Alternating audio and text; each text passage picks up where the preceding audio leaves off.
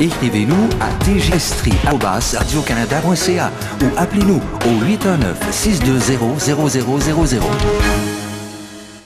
Jean-Paul Perrault, cet homme de 57 ans qui a dilapidé près de 300 000 $ destinés au Carrefour de solidarité internationale de Sherbrooke, prend le chemin de la prison pour 15 mois.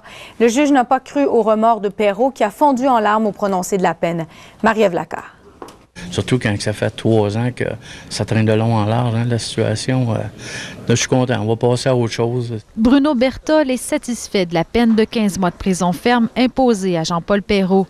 Celui qui a été le bras droit d'Armand Pinchot pendant plus de 25 ans et qui a flairé toute l'affaire peut enfin tourner la page. Le seul regret que j'ai là-dedans, c'est de ne pas avoir avisé le CSI avant.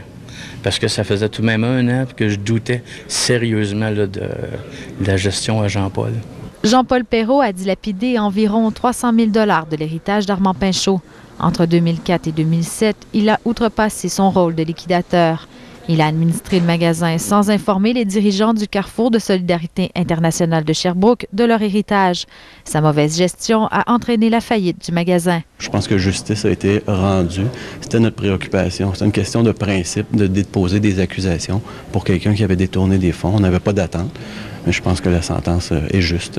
Le juge Conrad Chapdelaine n'a pas cru au remords de l'accusé et d'avoir privé le CSI, un organisme voué à l'aide humanitaire, d'une telle somme, a aussi été retenu comme facteur aggravant.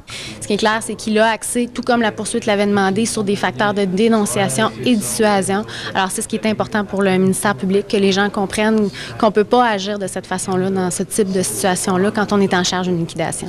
À l'annonce de la peine, l'accusé, secoué, n'a pu retenir ses larmes. Jean-Paul Perrault a pris le chemin des cellules où il passera les 15 prochains mois. Pour le Carrefour de solidarité internationale, la page n'est cependant pas complètement tournée. C'est que l'organisme a déposé une poursuite civile contre Jean-Paul Perrault et la firme Raymond Chabot Grant Thornton qui devrait être entendue au cours de l'été.